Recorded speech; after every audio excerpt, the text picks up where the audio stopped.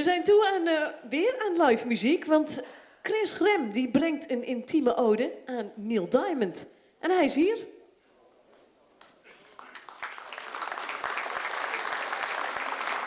Hey? Nee, we gaan geen interview doen, maar moet je toch wel aankondigen? Ik kan toch niet zomaar blijven wachten, terwijl jullie alles klaar moeten zetten? Hij is hier, dus ik kom. Nou ja. Maar wij moeten nog even iets doen. Ja, haast, maar... Ik heb namelijk niks te vertellen over Chris. Ja, Neil Diamond kan ik wel iets over vertellen. Maar ja, goed. Neil Diamond, daar weten jullie alles al over, hè? Chris lijkt er in elk geval helemaal niet op, dus ik hoop dat zijn stem een beetje klopt.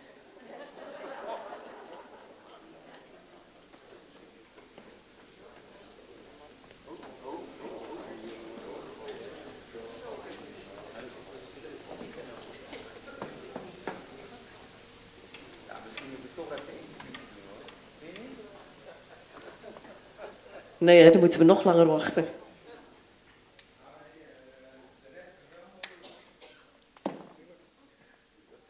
Oh, oké. Kom dan toch maar even naar hier. Even kijken of hij goed zit, zo. Ik kom eraan, hoor. Beestje popartiest hoeft er dan geen kruk bij, hè?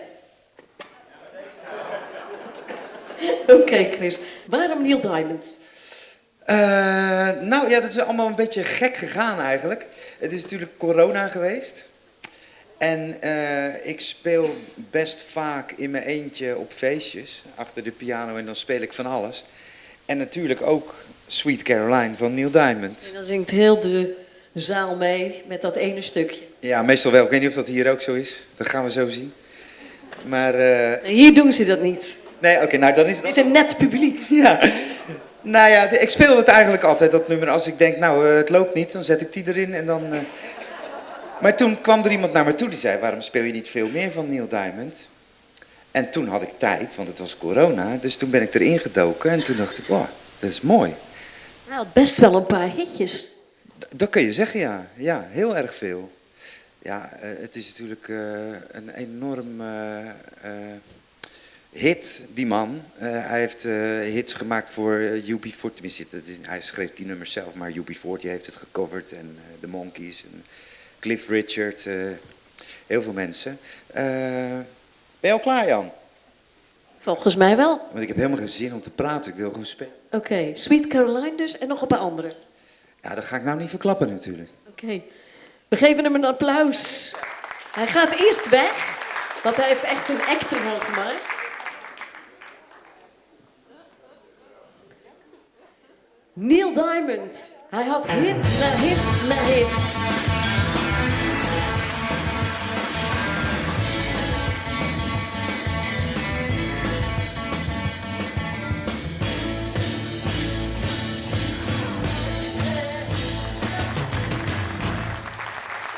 Hallo Oosterlijk! Doet hij het? Ja, nu wel. Ja. Hoe is de sfeer? Oh. Daar hou ik niet over. Hè? Nou, ik ga meteen een vraag stellen. Hebben jullie enig idee wie ik ben? Nee, hè? Ik hoorde 1 ja. Was dat een oprechte ja? Oh, van het sjouwen, ja. Nou ja, dat zal ik het maar even zeggen. Ik stel me even voor. Ik heb hier vorig jaar volgens mij, of een half jaar geleden zelfs misschien wel, ik weet het eigenlijk niet meer precies, gespeeld met het Groot Niet Te Vermijden. Kennen jullie het Groot Niet Te Vermijden? Ja. En heb je mij niet gezien? Is dat nou mogelijk, hè? Ja. En ik heb 20 jaar geleden heb ik hier ook al gestaan. Ja, kan je het je voorstellen? Dat was toen met Velofsky. Heel lang geleden, in 2000. En daar heb ik nog een leuk verhaal over John.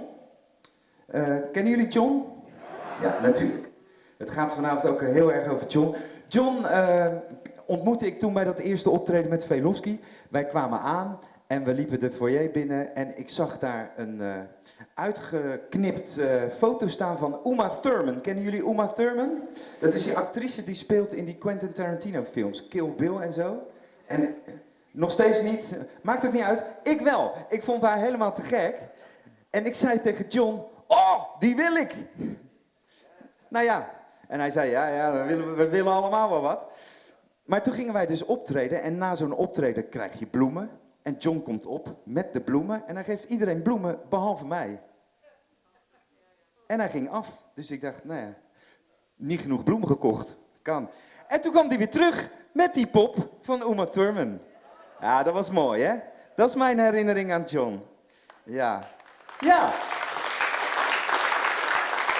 Nou ja, en waarom vertel ik dit? Nou ja, voor mij is het allemaal best wel een beetje ongemakkelijk. Ik ben heel erg gewend om in bandjes te zitten. Ik heb niks anders gedaan in mijn hele leven dan met meerdere muzikanten om me heen op een podium te staan. En dat is een heel veilig gevoel. Dan ben je toch een beetje op pad met je familie. En nu sta ik voor het eerst helemaal in mijn eentje. En ja, en dat is best wel verschrikkelijk, ja. Nee, maar het is wel een beetje ongemakkelijk. Het is wel een beetje ongemakkelijk. Het doet me een beetje denken aan dat je op een familieverjaardag zit en dat je ineens voor het blok gezet wordt. Weet je wel? Chrisje, hij speelt toch piano? Jij speelt toch piano? Speel eens wat. Speel eens een stukje. Speel maar even een stukje voor de mensen. Is dat niet leuk als die even wat speelt? Voor de mensen. Ja, dat vinden de mensen leuk als je even wat speelt.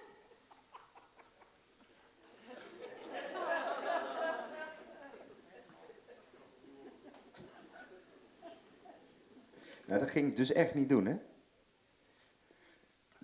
Dat was wel puur faalangst, want ik wilde het heus wel. Ik wilde heus wel optreden en dat deed ik ook. Stiekem. Op mijn kamer. Stadionconcerten deed ik. Ja, dan verkleedde ik me als rockster. Daar deed ik bijvoorbeeld een kettingje om voor mijn moeder. Zonnebril van mijn vader. Dan verkleedde ik me en dan speelde ik dat ik rockster was. En dan was ik ook een rockster. Queen, AC/DC, Rolling Stones. Dat waren ze. Dat waren mijn helden. Daar hield ik van, als het maar stoer was.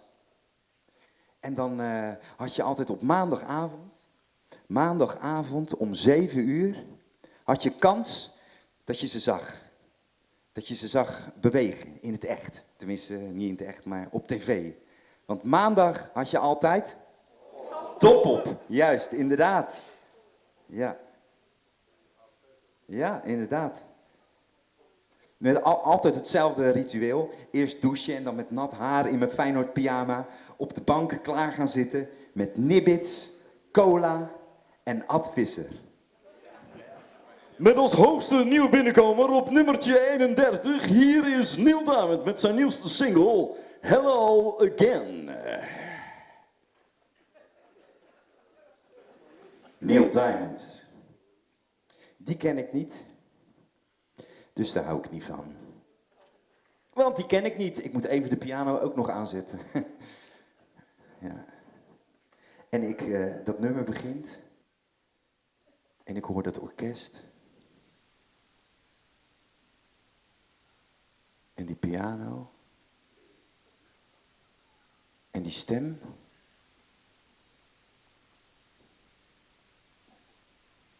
Fuck, wat gebeurt hier? Ineens zit ik te janken. Zegt mijn vader. Mooi, hè? Echt niet. Super commercieel kutnummer.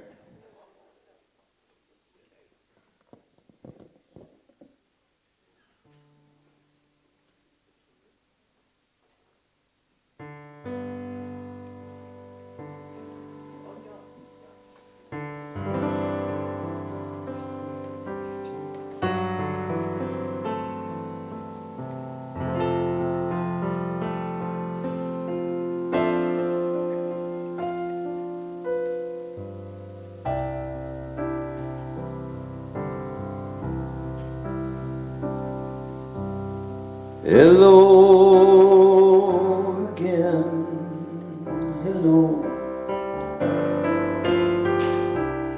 Just called to say hello. I couldn't sleep at all tonight. I know it's late, but I couldn't wait. Hello, my friend, hello. Just called to say hello. I think about you every night when I'm here alone and you're there at home. Hello.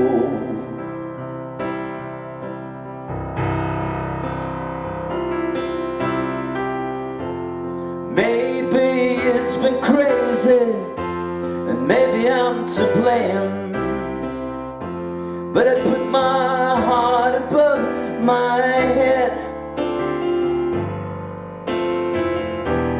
We've been through it all, and you love me just the same. When you're not there, I just need to hear hello, my friend, hello. It's good to need you so. It's good to love you like I do. And I feel this way when I hear you say hello.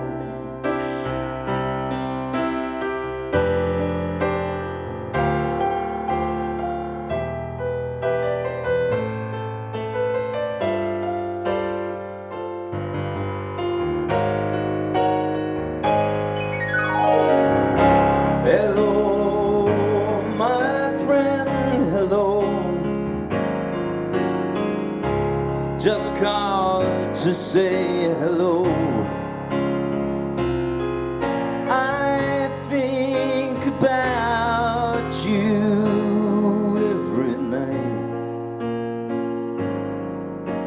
when I'm here alone and you're there at home.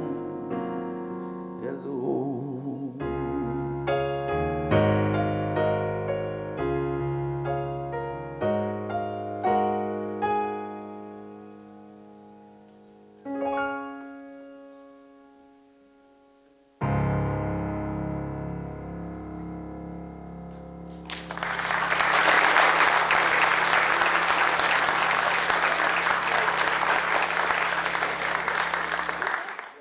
Echt een verschrikkelijk kutnummer.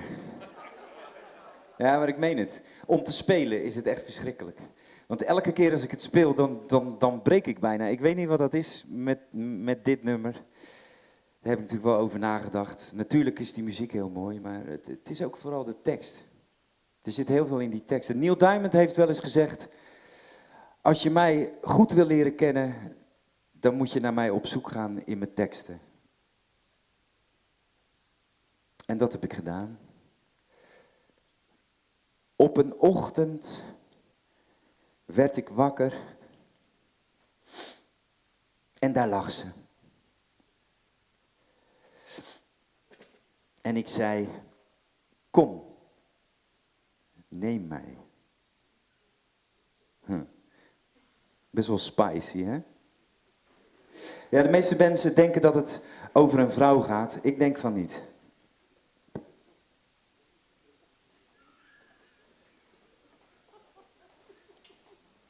Volgens mij gaat het over zijn gitaar.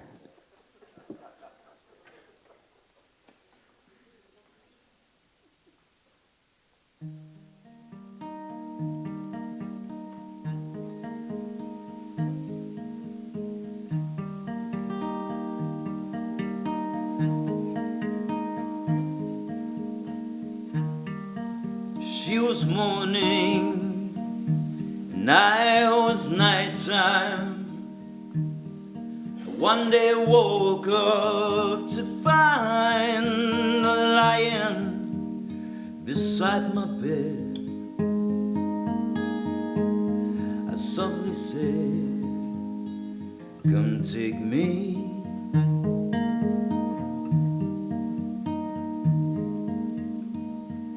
For I've been lonely, needed someone, as though I'd done someone wrong somewhere, but I don't know where. I don't know where.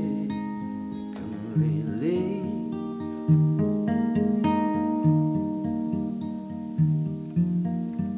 You are the sun, I am the moon. You are the words, I am the tune. Play me.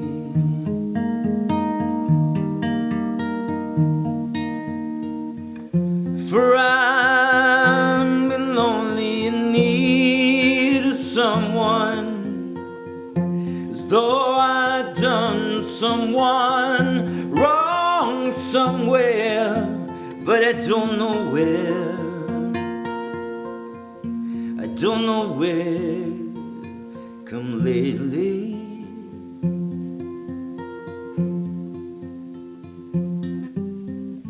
You are the sun, I am the moon. You are the words, I am the tune. Play.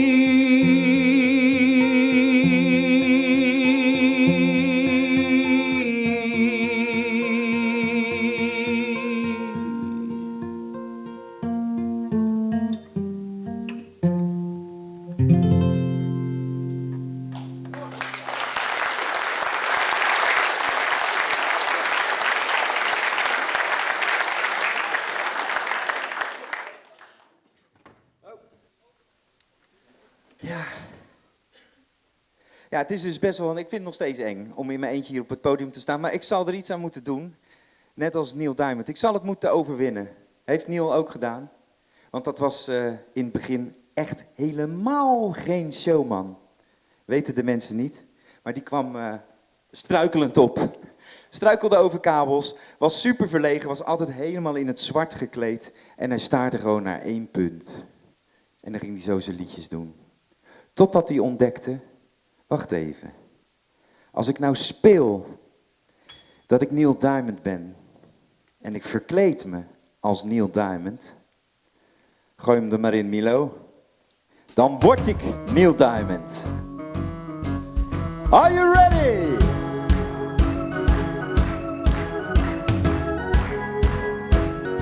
I'm sure you know this one.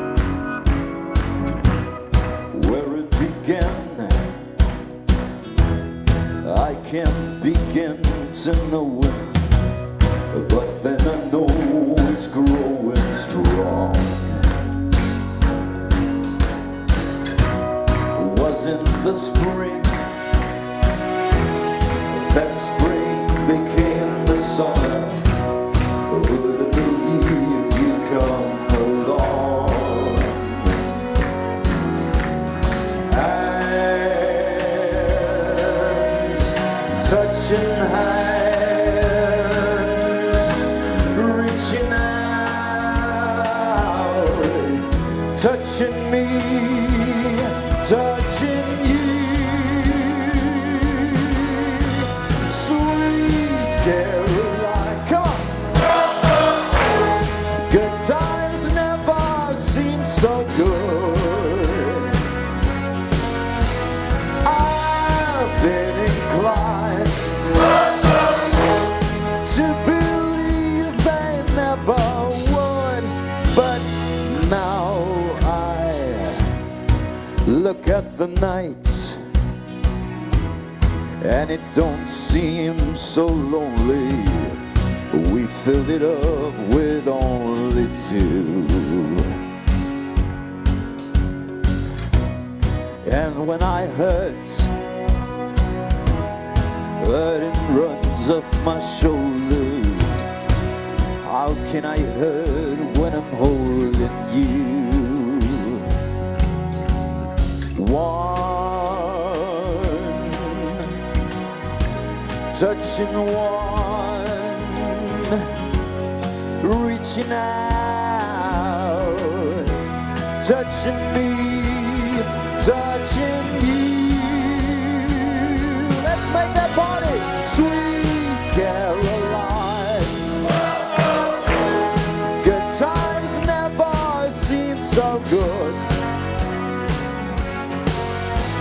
I've been inclined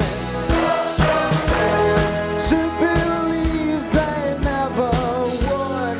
Oh, no, no. Osberg, are you ready for the last chorus? I want you all to sing with me. Come on, stand up, make that party together. Sweet Caroline. Good times never seem so good. I've been inclined to believe they never would. Are you ready for the last chorus? Sweet Caroline.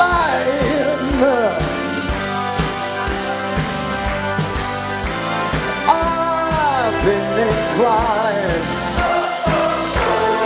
to believe they never would. Sweet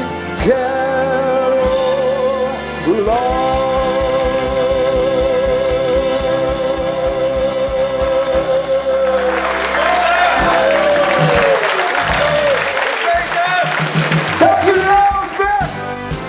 14 april kom ik terug.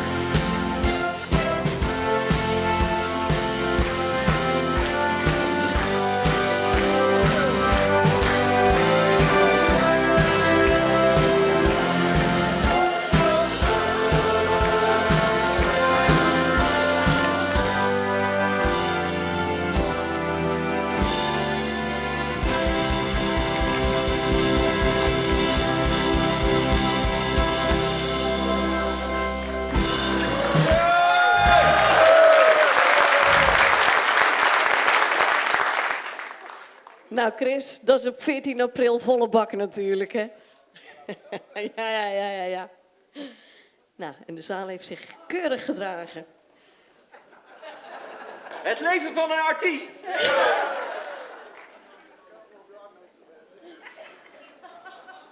Ja, dat doet de echte niet, hè?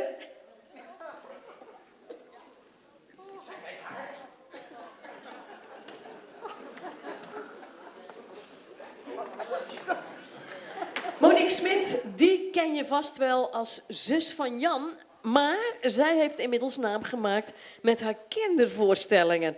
En in april komt ze met Kidspop, vergezeld door 2 danseressen en een DJ. En dan zet ze samen met alle West-Vlaamse kindertjes deze zaal op zijn kop. En dan hebben we de Cosmic Carnival. Dat brengt een tribute aan Fleetwood Mac met die Incredible Story. En dat is een 3 uur durende voorstelling met alle hits van deze legendarische band.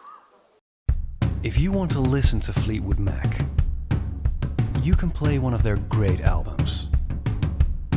But if you really want to feel it, Don't say that you love me.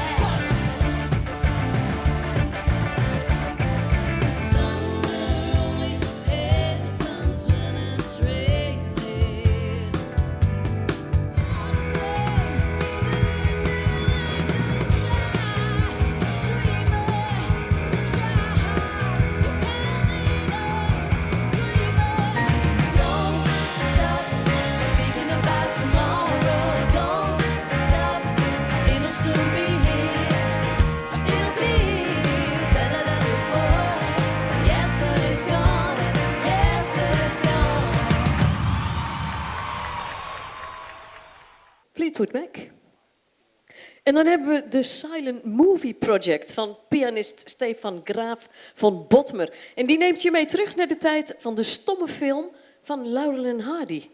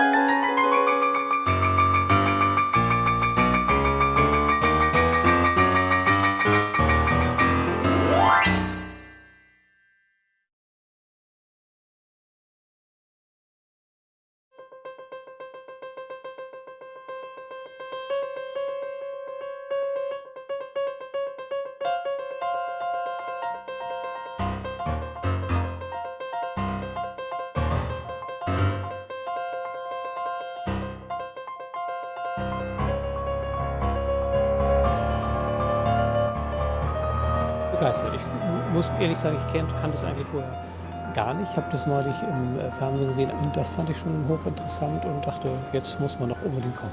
Wundervoll, hat mir sehr viel Freude bereitet. Also es ist halt nicht Film, wie man es heute erwartet, sondern eben irgendwie eine andere Form von Kulturveranstaltung. Ich finde in erster Linie echt toll, dass sie dem Stummfilm, dass sie dem eine Bühne geben, weil so geht man wahrscheinlich nicht ins Kino zum Stummfilm. Und das Ganze wurde ein besonderes Ereignis dadurch, das fand ich echt gut.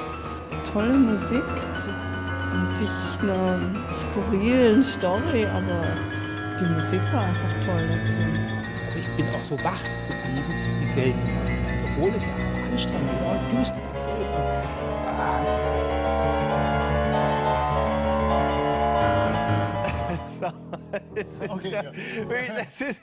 Es ist unglaublich. Es ist echt klasse. Dieser Mann hat echten Kultstatus. Stummfilmpianist Carsten Stephan Graf von Bothmer. Stefan Graaf van Bothmer. Het gaat dus niet alleen om de muziek. Nee, het beeld speelt ook een heel belangrijke rol. En dat is ook bij onze laatste live artiest. Want Mart Hillen vertelt in Mart and Movies over zijn passie voor films en de muziek die daarvoor gemaakt is. Hij wordt gezien als het jongste gitaarfenomeen van Nederland en speelt door hem opnieuw gearrangeerde filmmuziek uit klassiekers. En hij is hier. Mart. Nee, dit is Jan.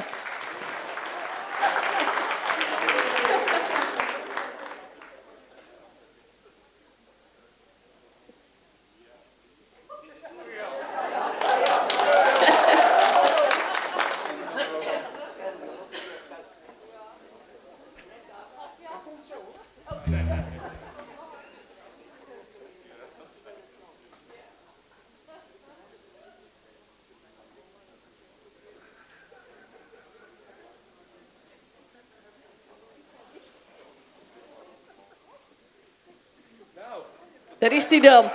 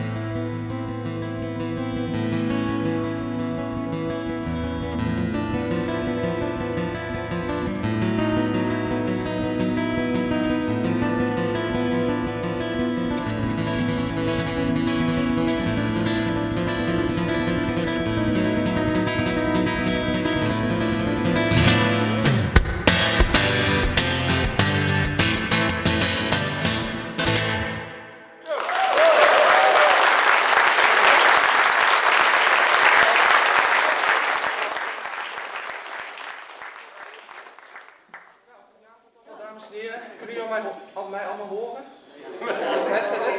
Wacht even. Heb je ook een statief erbij?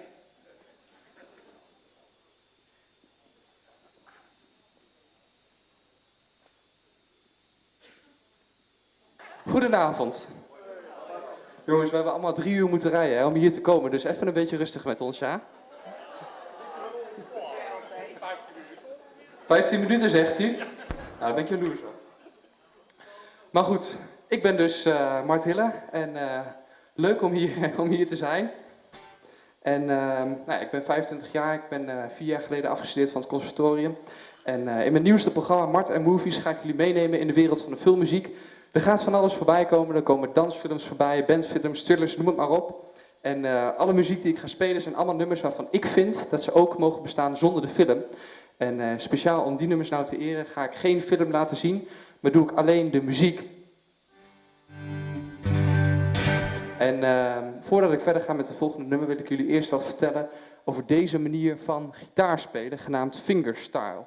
Dat betekent dat je meerdere partijen tegelijkertijd speelt op één en dezelfde gitaar. Normaal heb je dan een band of meestal als je muziek gaat maken heb je meerdere muzikanten nodig.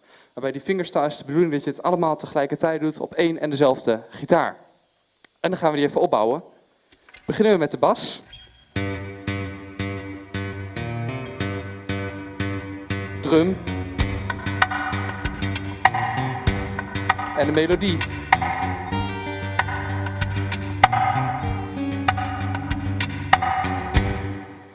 Nou goed, dat is dus die techniek van die fingerstyle. Dankjewel. Ook heel handig trouwens, want dan hoef je ook geen andere muzikanten meer in te huren. Maar we gaan nu verder met een filmnummer van Mission Impossible.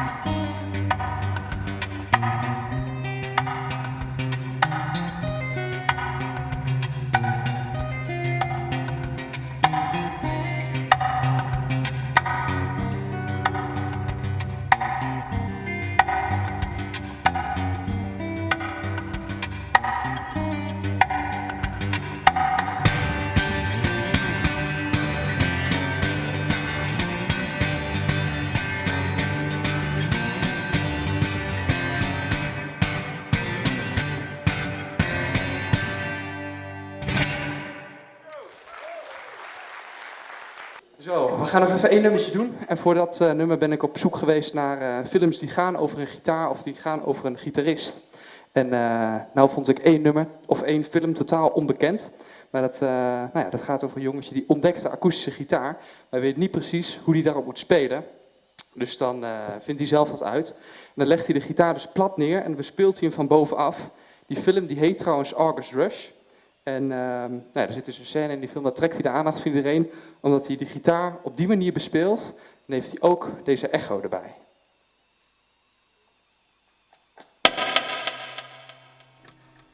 Dat is duidelijk, toch?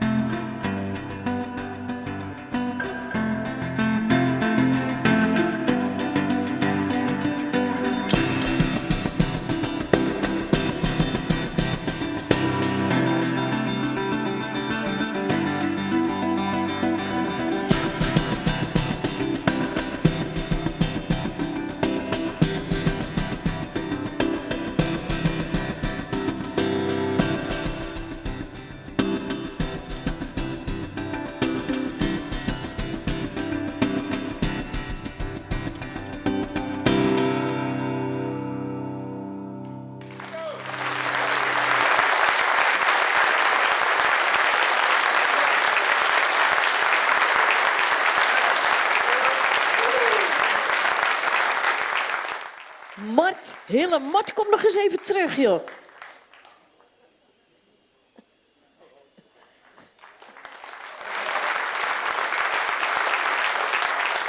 Mart, voor al die mannen in de zaal, hè, die nou straks in de foyer gaan zeggen van ja, maar ik heb ook wel eens de eerste akkoorden van Deep Purple gespeeld. Dat leer je niet zomaar op een zondagmiddag, hè? Ja, dat is wel lullig, ja. Ja. Maar ik ben 2 weken geleden begonnen. Nee, grapje. Nee, ik was begonnen toen ik zo'n 8 jaar was. En toen op een gegeven moment ontdekte ik Tommy Emmanuel. Ik weet niet, misschien zegt het een paar mensen in de zaal wel wat. Maar Tommy Emmanuel is echt de beste akoestische gitarist ter wereld. En dat zag ik toen op YouTube. Dat was zo'n 13 jaar. En toen ben ik dat echt heel erg gaan oefenen. Dat eerste nummer wat ik dus speelde, dat zag ik toen.